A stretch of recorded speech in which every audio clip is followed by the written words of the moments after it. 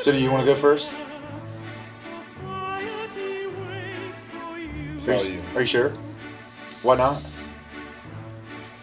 We'll get into it. Okay, so today we're going to talk about the movie Society from sex pervert Brian Yuzna. Do you want to give your plot synopsis, or do you want me to? Have at it, man. Alright, so Society is a movie about the best basketball star of all time, name of Billy Boy.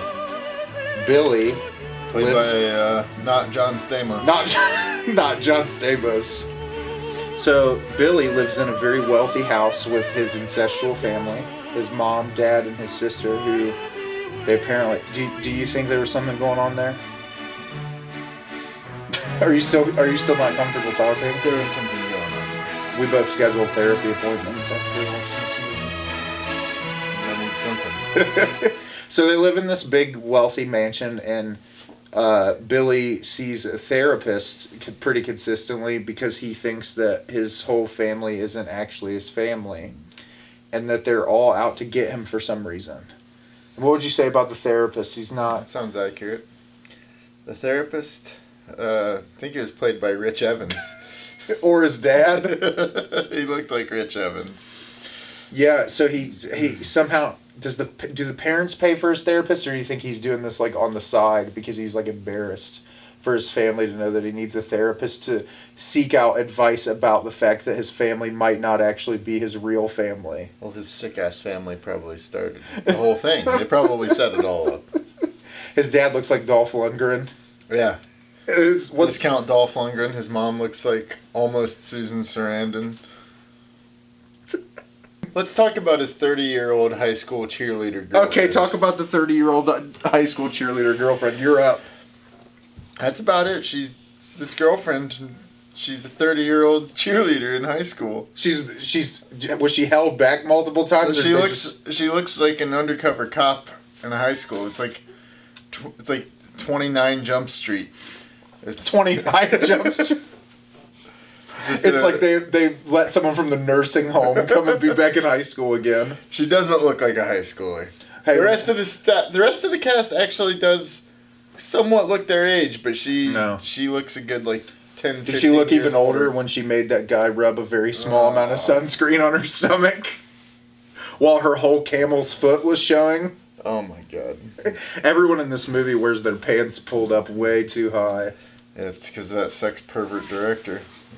Brian Yuzna. If you're alive, we're sorry that we're calling you a sex pervert. He has a 30-year-old girlfriend. She's like head of the cheerleading squad, or is implied when he's he's running for school president, and she's like up on stage doing like the dance, and she's cheering for him. Which I can't believe the school district let her do that shit. That was pretty unreal. There are no adults in their school. Do you remember the most important thing that happened when they were at the presidential debate? When he first encounters Clarissa Explains It All. Yeah. Because she actually, funnily enough, she does explain it all by the end of the movie. She's his introduction to the shunting. I don't understand the reference. Clarissa Explains It All was a Nickelodeon TV show from 1990s starring Melissa Joan Hart. You never saw it? You're that much older than me? What are you, 50? You old fuck. Oh. Okay, regardless, what happened with that girl in the audience? She was listening to his riveting, stuttering speech about the dress code, and she spread her legs and let him have a nice long gander. Because she's a... No, Brian Yuzna's a sex pervert. Okay, yeah, sex pervert director. Also because everyone in this movie, it was their first acting role in a movie, period. Also starring Incest. It's the main character. Is Incest credited in the credits? 7 times. So, we're done talking about the school debate. What happens next? He goes to get the sunscreen. Oh, no. The sunscreen. Yeah, you can talk about that. He walks in on his sister in the shower. But before that, there's a lot of sexual overtones. You can't even say undertones. Oh, yeah. A very sexual overtones between our lead character, Billy Boy, and his sister. There's a lot of awkward sexual tension. What was the first scene? They were by the piano. I don't know. They scared off her creepy ex-boyfriend, stalker guy. Who, like, just pounces on her in his bedroom. Number one, yes, they do live in a large home, but how the fuck did he, like, scurry his way into her closet? Yeah, didn't he just pull up in the driveway? Like, yeah, and they're like, we're going to shoo him out of here. He's not coming in the house. But somehow he ends up in her fucking closet. He's like the bad guy from Scream. He just shows up anywhere whenever anybody blinks. No, but like he tackles her onto like, I don't even know if it was her bed or if it was just like a really fancy futon. Yeah, like covers her mouth. He's like, no, listen to me. I'm going to be reasonable while I pop out of nowhere and attack you. I'm going to talk to you. So the guy tackles her, but not before what happens was the awkward sexual overtones between brother and sister where she says, can you zip me up? Oh, yeah. And he like goes to zip her up and she's got like a weird pool of sweat on her back. Her back is pulsating. Like, yeah. And he's like, oh, gross, you're kind of damp. And she's like, I'm not showering again, which was kind of like weird altogether. There's a lot of like weird one-liners in this movie, which we'll get to.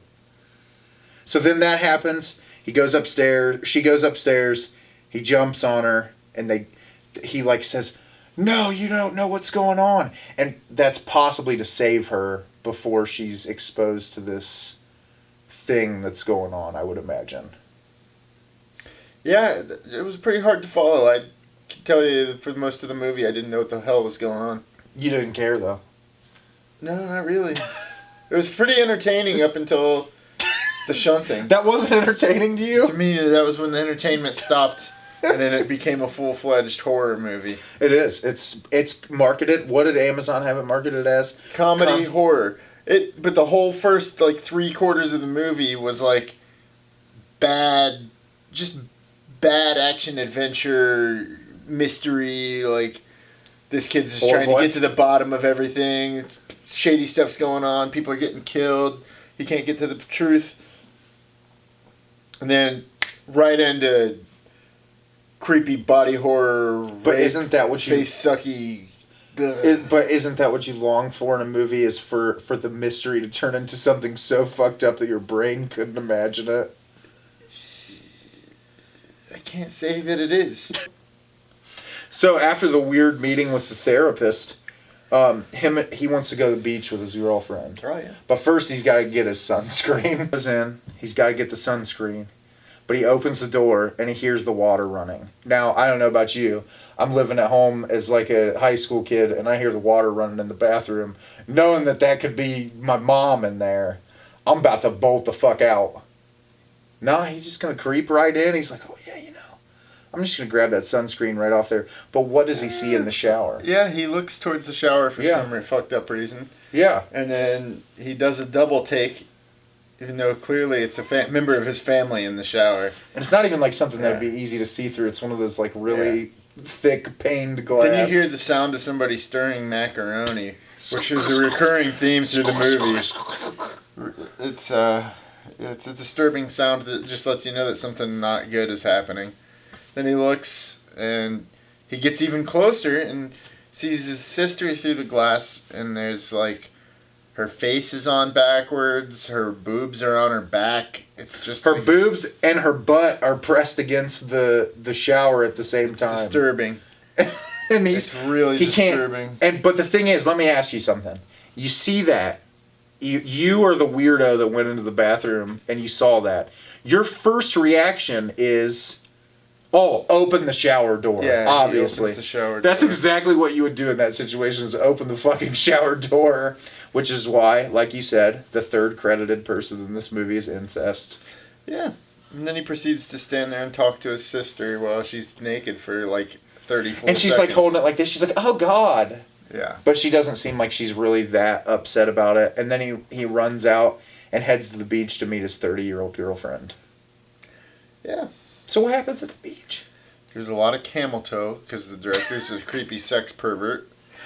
Now, in the sex pervert's fairness, in the 80s, they did wear, like, like high waist, even early 90s. They had the mom jeans. They wore them up high. Were they wearing bikini bottoms that high? Yeah, but I've seen a lot of 80 movies that didn't have that did not have like a whole that disturbing, like a whole camel's foot. Like, yeah, I'm surprised it was just rated R, just based on the bikini. Do you think that was in her? Alone. Do you think that was in her casting call? Yeah. Like she was looking for acting jobs. I guess in the 90s, probably in the paper. Yeah, and Rich Evans was like, "How far up can you pull your bikini? You're hired." He's like, I want to be transported to Egypt. Give me a whole camel's foot. You don't even have to read the lines. She really struggled to read some of the lines in that movie. But yeah, so she's like laying there and he puts like a little dab of sunscreen like this big on her stomach. And some kids start like crawling by her. And he's like trying to fondle her boobs because everybody is like fondling breasts in this movie. Yep. But he's like trying to do it while these kids like obviously they have no attention to their surroundings because these kids are like within an inch of them. And she's like, "Oh, no, not now. First I need you to go over there and ask Mr. Wealthy Man if we could go to his party." Yeah. Like why?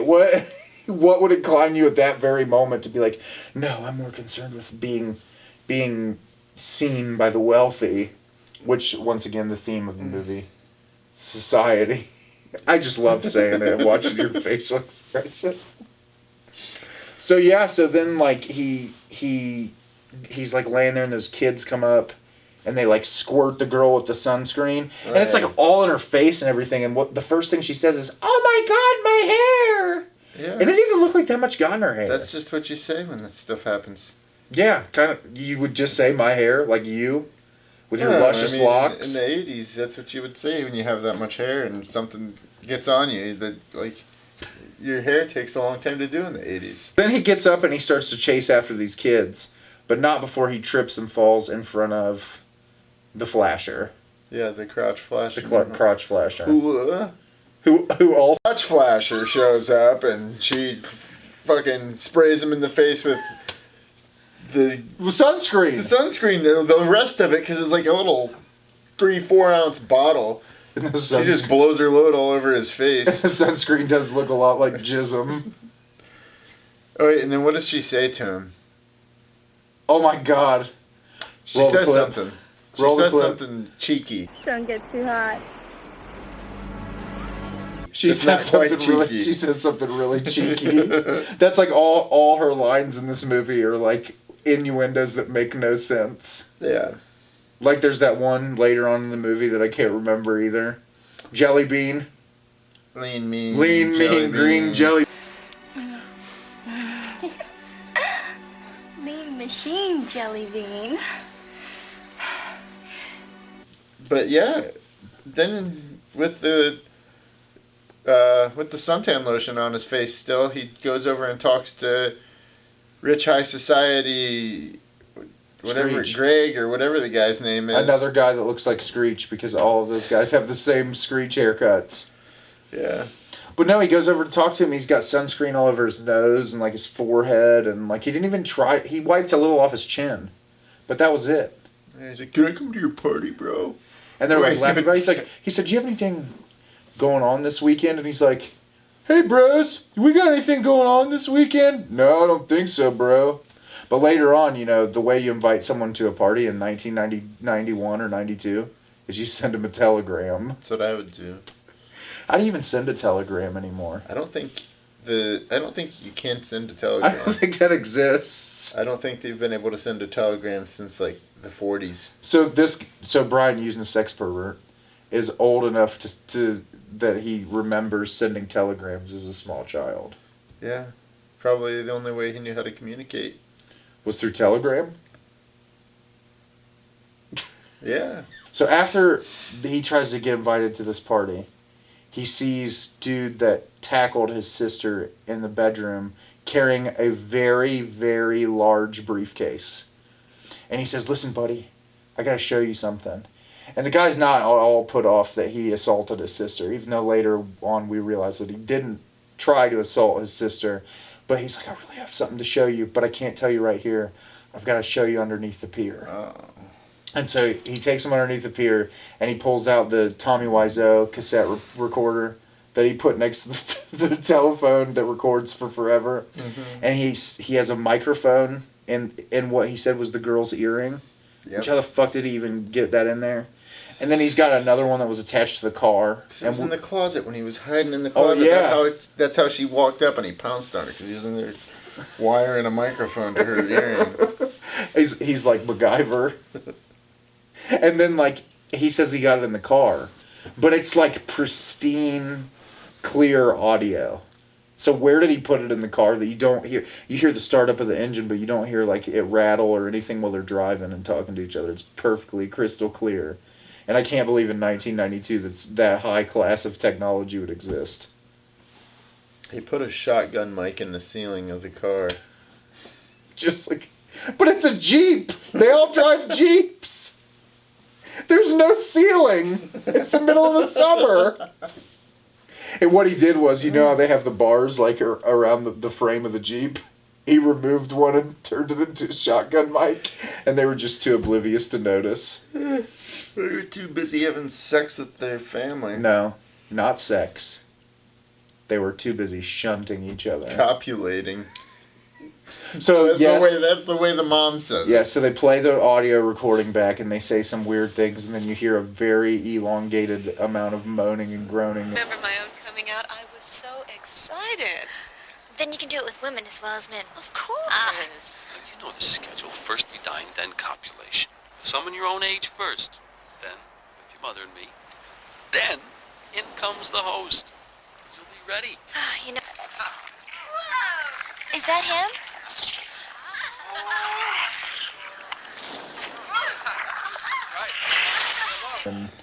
Do you hear the macaroni stirring noise? I can't remember. You don't hear the... No. No, you don't hear it yet. Does your macaroni sound like that when you stir it? I don't want to have macaroni. Will you not eat macaroni for a long time? I won't eat any squishy foods. You definitely won't eat anything gelatinous. You know what I wouldn't be eating after this? Pickled eggs. I wouldn't be eating pickled eggs, period. No, me neither, but I'm just telling you, they don't sound appealing after that. So he listens to that whole audio, he blames that kid for some reason, and, like, does the baptismal push. Because that's everybody's, like, form of punishment in this movie is get the baptismal push down on the ground. He's like, you did this. So his first thing is...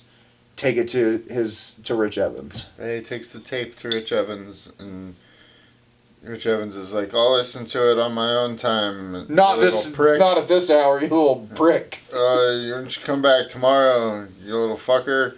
Asshole. So don't you trust me? But what doesn't make any sense to me is the whole movie this guy has trust issues. So at what moment is he like, yeah, sure. Take the only incriminating evidence I have that the things in my life are weird. When Dick the birthday boy says, trust me, you trust him? With his landing pad. He's scooting in close to him. He's like, listen, bud, not tonight. Maybe later. And he wasn't talking about the tape. Oh. He wasn't talking about the tape.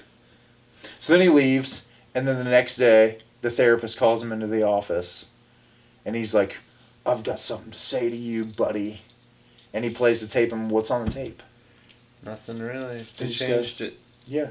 Which I don't really know. Like, they had to do some... in his head, or did they re-record the conversation for his benefit? But the most interesting part is the amount of time it would take to re-record that, because the inflection in their voice is the exact same both times. So then the horror says, how do you like your tea? Cream? Sugar? Or you want me to pee in it? That's a line in the movie! You skipped a little bit. How do you like your tea? Cream? Sugar? Or do you want me to pee in it? After he's received a telegram to go to this kid's party, in which the only reason why he invited him to go to this party is to, like, belittle him in front of all of his friends. Baptize him in the pool. Push him straight in. Yeah, so he goes to this party where Richie Rich is at. He goes in immediately. But he's rich too! they're all rich. That's the point. But he's not technically rich because he wasn't born into the family. They just bought him a Jeep that says what on it? Baller. Nope, that's incorrect. Let's just think about it for a minute. Hoops! You could play a drinking game with hoops in this movie. Every time you see hoops, take a shot. Hoops! So Hoops goes, do you just want to stop, not call him Billy anymore and just call him Hoops? That's fine. Or So, not John Stamos. Not John Stamos. So Hoops goes to this party.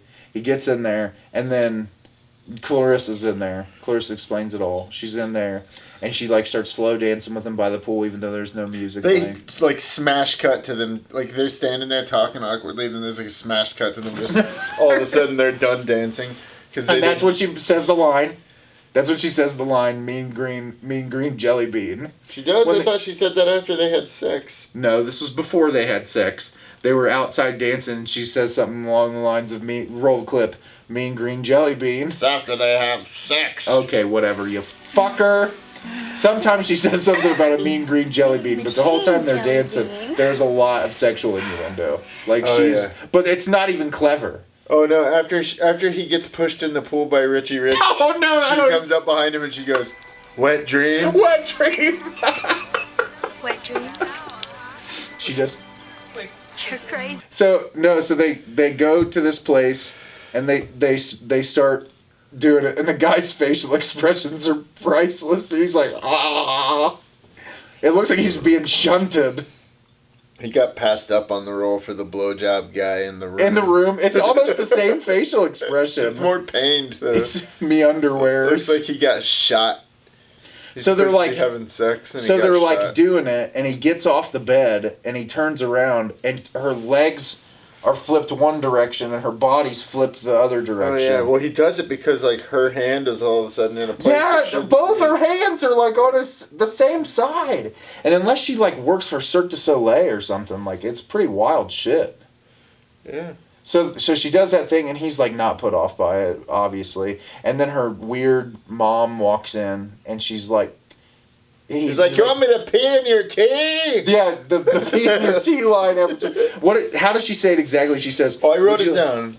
How do you like your tea? Cream, sugar, or do you want me to pee in it?" And he says, "I've never met anyone like you before in my entire life, except for that one time that I worked at the mental institution." Is this your way of cleansing your brain from this movie? I wish. It'll never happen. It's never going to be free. No.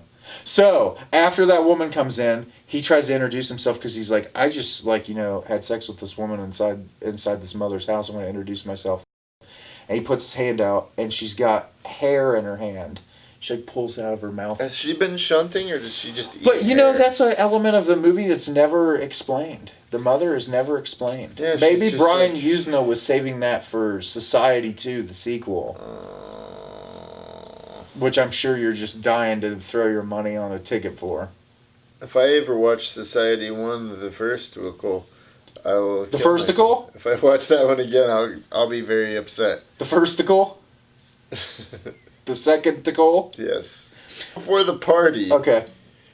The night before the party, he... Hoops. John Stamos... Hoops! Leaves the...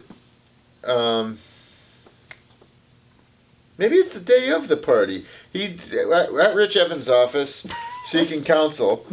And he's like, "Dude, the tape isn't what you said it was. It's just a normal tape, you spying little creep." And then he's like, "Oh, I better call Spy McGee Chunkins, who was hiding in the closet." Spy McGee Chunkins! So he calls him and he's like, "Dude, I need another copy of the tape. Meet me at the corner of blah, blah, blah, blah, blah in fucking 10 minutes. So then he goes to meet him, and the kid's dead in a car accident. With weird blood patterns on the sheet. And he's covered in a sheet with blood pouring all over his body, and he looks at the paramedics and says, "Is he going to be all right?" Because that's the education that the higher class have in California, in Beverly Hills Academy. But yeah, so that kid got killed in a suspicious way. Obliterated. So, yeah. So then he leaves there. What is it? But remember the cop that shows up? Because he just walks through the yellow tape, and he goes down and picks up the tape recorder. He's like, you think you can just walk your fucking ass out here? This ain't a garage sale, bubby. And he kicks his ass out, which you obviously know there's something wrong with that cop. Cause he's a sick fuck. He goes to the funeral the next day, which apparently dead bodies can breathe, as you have found in this movie. The dead kid's breathing in the casket. Because they went too close on a close-up. And they didn't even need to do a close-up. From the angle, the camera angle that you have, it is implied that he is dead. Not just the funeral and the Jewish church setting, the temple, the Jewish temple setting. He's laying in the casket. You know he's dead. You don't need a close-up shot. But they did see the beauty mark on his face, and he hits it, and his whole skin like collapses. Yeah, it's like an eggshell. Kind of like you thought the chest burster was going to come out of it from Alien. On the tape, I don't know if we got into the specifics of what it said on the tape. Oh God, you didn't. Listen, I tried to avert that because you seem very. I'm disturbed by it, but we need to talk about it. We need to talk about what they say. They say words like consummate. Yeah, and copulate. But the biggest part is the daughter says, "Oh, do it with boys and girls," and then the mom says, "Yes, people your own age first." Then with your father and I. And then with the host. Yeah. But the father and I is more important. Yeah. So then, in the argument, Hoops adjusts this. Hoops! He addresses this with his family. And he's yelling at them all, basically, like, just trashing them for the incest. And he's all disgusted. And his dad says, "Oh, don't talk like that." And he says, "Fuck you, butthead."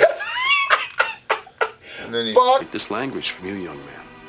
Fuck you, butthead.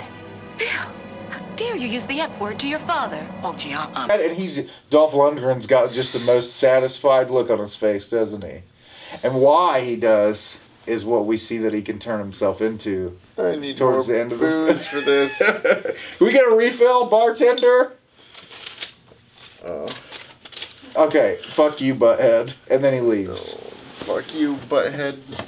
I'm gonna leave. Don't leave. We still have to talk about the rest of this movie. For the viewer, we've got booze because Collin is forever scarred. Why don't you go shunt yourself? Hey, listen. If I could shunt myself, I would. I'm assuming it's incredibly pleasurable. Shunt you, butthole, butthead. At the funeral, Poindexter comes up to him and he's like, "Dude, we need to talk. Not right here, man. We gotta meet in the woods." Where every kid meets his friend. In the middle of the woods. So he goes to meet him in the woods. Sounds like a plan. And then Screech follows him there. Right in there. And then he immediately goes down into the woods to find him. And his car is... As soon as the kid goes down, as soon as Hoops runs down the ravine into the woods, another vehicle tears ass out of the woods and takes off, and he doesn't hear it. Because he didn't see them little kids go by him earlier either at the beach. He has no situational awareness whatsoever. None of these characters do, obviously. So then he finds Poindexter. With a bunch of blood spurting out. And he goes, "Oh no, I gotta get the cop who told me." "Oh my God." He said, I gotta go get the cop that told me that that this is no yard sale. So he does. There's only one cop in the whole town. So he goes, and then there was the scene you missed that Jess and I saw where they were coming down. They were going down to go see the car. And instead of like showing you the group of cops because they had like a really low budget, they showed all their feet scooting. They were going oh, we're going down Scooby Doo style. Because see, the best part about Society is it's a tonal mess, but that's what makes it beautiful. It's a horror movie, it's a comedy, it's an episode of Scooby Doo, and it's a weird sex orgy. And I mean, you know, what more could you ask for from renowned sex pervert Brian Yuzna? So they scoot down, and for some reason the cop's going to listen to the dude, but for some reason he lets Clarissa come with him. So she's going down there. And she's got her blinged out jean jacket on. They're all going down there, and then Hoops has to say, he's like, "This ain't the fucking car I saw down here. It was a Volvo." Yeah, man. And so it wasn't the same car, and they go in and it's empty. And the cop opens it up and he pulls out a red scarf. And he goes, "There's no blood on this. What the fuck?" Because didn't he have like a weird like checkered scarf or something? Like black and white? Who gives a fuck? That much detail. You were too busy worrying because I told you that the end of this movie is a mess. And you were just thinking about it. I still was on board. I was still on board at this point. Yeah. I just still thought it was just this weird, wacky mystery. Kind of like, did you ever see that movie, The Faculty? Yes. I kind of thought it was going to be something like that. No, it's not like that at all. Um, They're down there. They're like, they're sleuthing. They're Scooby Dooing. But the cop tells them, "Ain't nothing going on here." So then, Billy / Hoops / not John Stamos goes back to the high school. He's going to go into the high school. He's going to get up there and he's going to do a debate by himself. Doesn't make any sense, does it? So he gets back on stage where, as my wife pointed out as we were watching the movie, for some reason kids really like to wear sunglasses to the auditorium. Is it to sleep? To hide that they're all 40. It's it's hiding the wrinkles. They wear big sunglasses.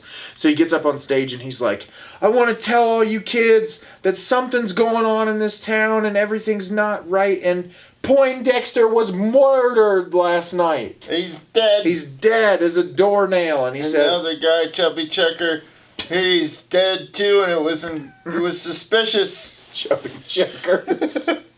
So he says all this shit and he's yelling and you hear the audience go, "Ha ha ha ha!" And Poindexter goes, "Sorry, I'm late. Car troubles." Ha ha ha. And then Richie Rich down at the bottom is holding like a checkered scarf, which I'm pretty sure when I edit this later I'll put it in if I'm fucked up.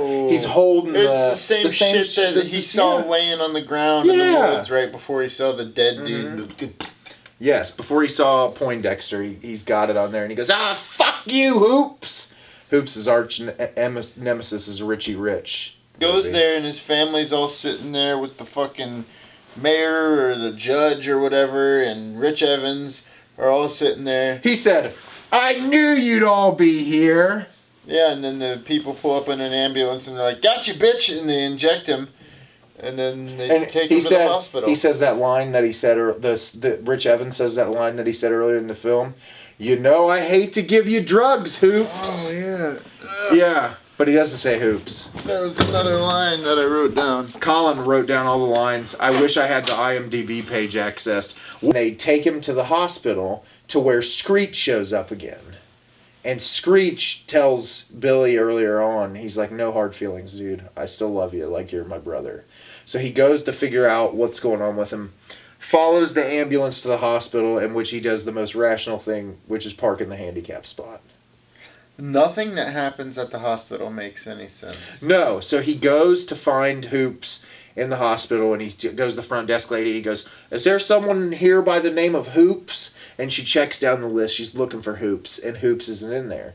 But he sees a body on the cart, and he goes to lift it.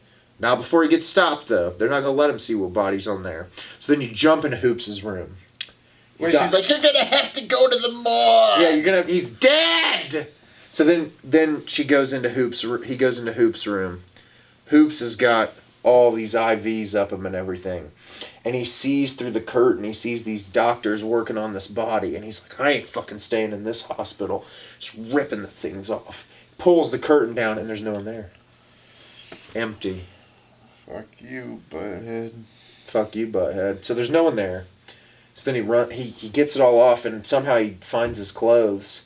You think at a hospital they take the clothes out of the room, store them somewhere else for you. No, he's got them right there. They're nice and pressed on the hanger for him. So he's going outside, and then right next to Screech's car is his car, in the other handicap spot, because that's, when you put somebody in the hospital, you just park them in the handicap spot. There are actual disabled people who need to use this spot. The hospital also looks like it's a high school that they painted ambulance. Of.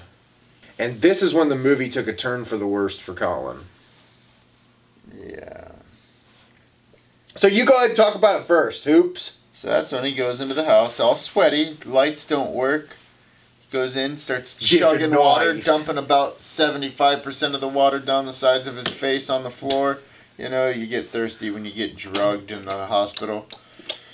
So then he grabs a knife out, cuts his finger. He's snooping around the house. He cuts looks his out finger the to make sure he's window. not dreaming. Does he cut it so he's not dreaming? That's a Nightmare on Elm Street move. Unclear. Well, you're just assuming because his whole life now up to this point has felt like a dream. But what he's about to see is a literal nightmare. Shunt, baby. Dun dun dun dun dun dun dun dun. Shunt, baby. All right. So he sees his parents pulling up in the driveway. He's hiding by the door with the knife. They come in and he's like, and they walk in exactly with his timing of his lines. Mom? Dad? We need to talk. And just when he's about to probably stab them to death, like 75 people come out of nowhere and flip the lights on and they snare him up by the neck. They get him with the thing that they capture dogs with. Yeah, they snare his ass up. And she goes, ha ha ha ha, I'm not your mother. She's like, go shunt yourself. I don't think anyone ever said that in that movie, but you know what? That is a huge missed opportunity. The therapist shows up and tells him there's no business like show business. I want an entire list of every one-liner in this movie, and just we're gonna scroll them down the camera. It's no business like show business. So they're inside the house, and he's down on the ground, and he says, they invite the host down, who's this guy smoking a big stogie. The governor, they call him. The mayor. The judge. The judge, yes, they call him the judge. He's the judge. He comes down the steps, he's got the big stogie hanging out of his mouth, and they all said, you did a wonderful job. You did an amazing job grooming this boy. And that's when his dad, Dolph Lundgren, says, anything for society. It was almost like a wink and a nod towards the camera. Anything for society. Ding! Yeah.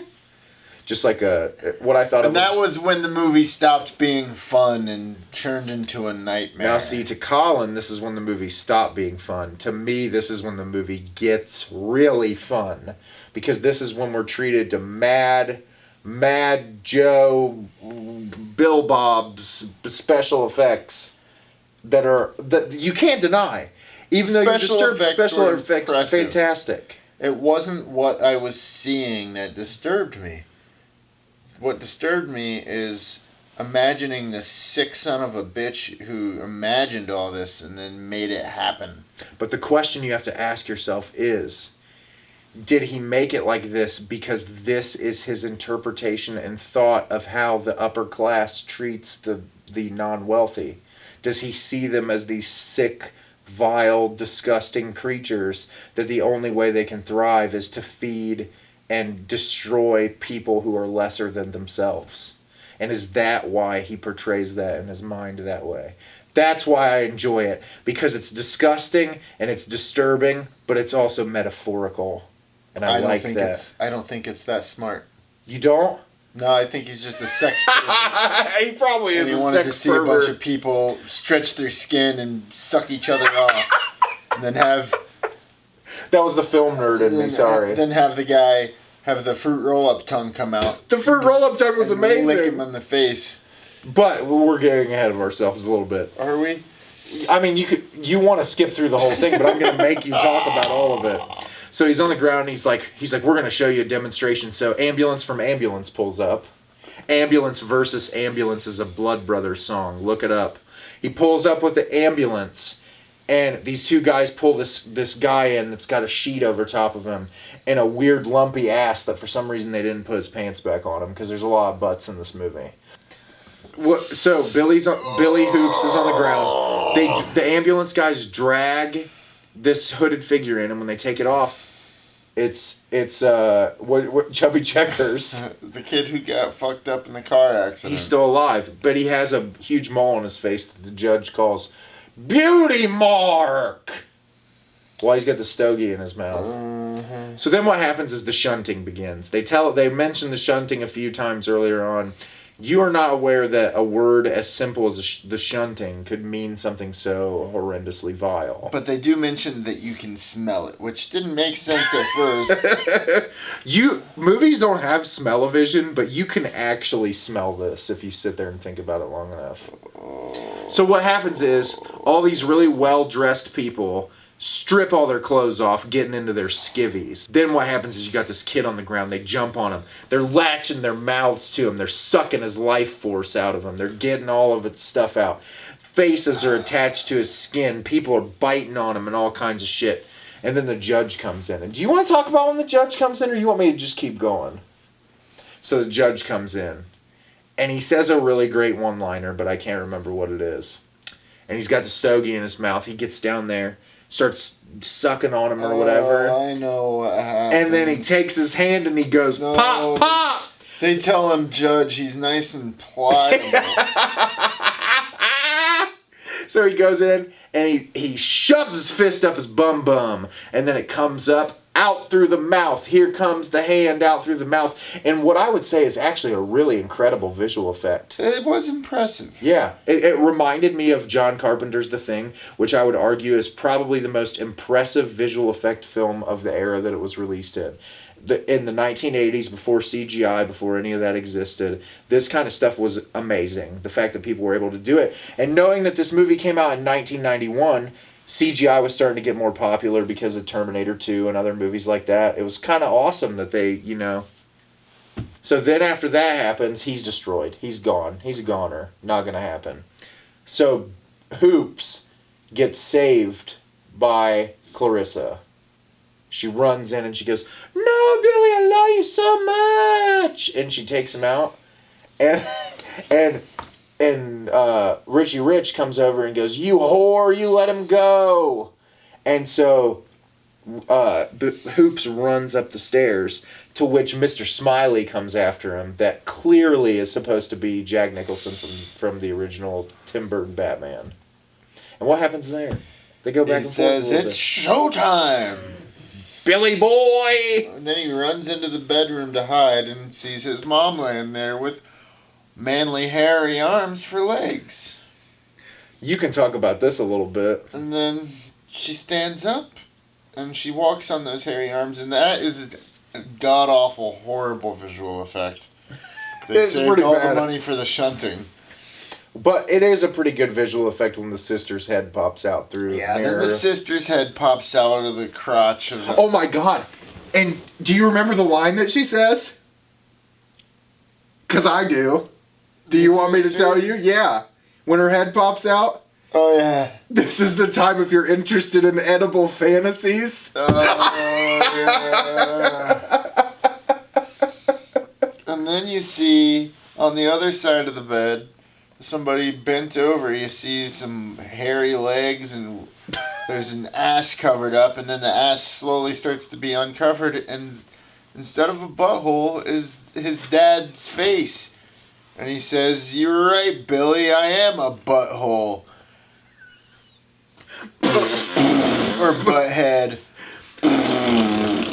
Fuck you, butthead. So then after you see which is also a really cool visual effect. So after you see that, leaves the room, goes back downstairs and challenges Richie Rich to go mono. Yeah, he says, "Put him up, Gumby." He calls him Gumby like 30 times. So he starts fist fighting with Gumby. They're like punching back and forth. And he said he gets knocked on the ground. He's getting beat up. Clarissa's in the background going, "No, Billy, I love you." And he's getting beat up, beat down. And he says, "Give it up, Billy. You can't win. You've never been a part of society." And Billy gets all the strength in the world and punches him in the stomach and starts beating the shit out of him. And then literally devours him after he smooches him, remember?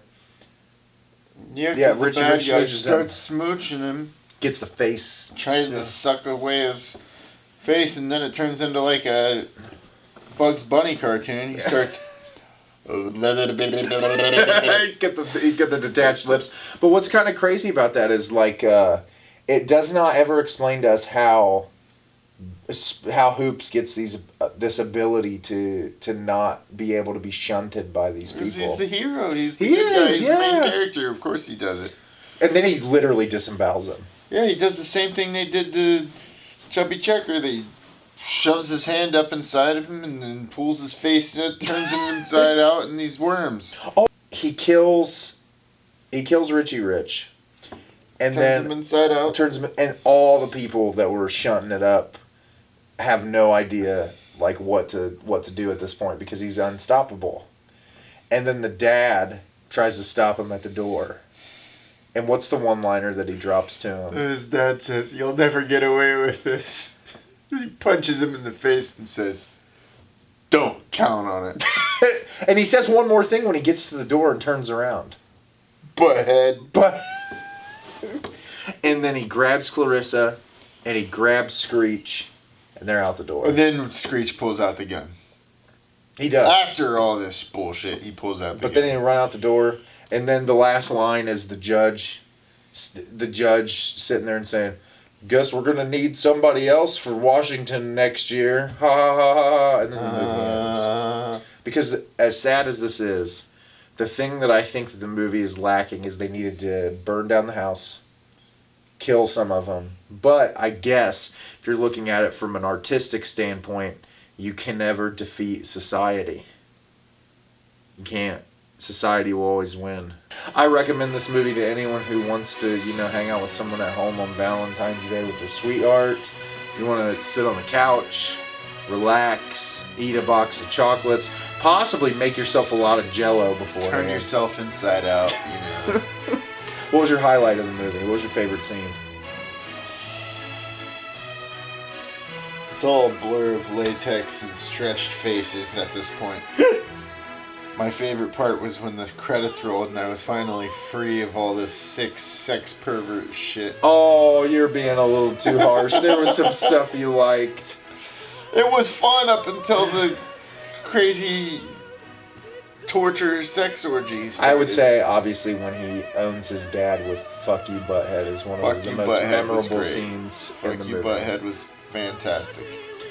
So 10 out of 10. I give it 10 out of 10 for the whole movie.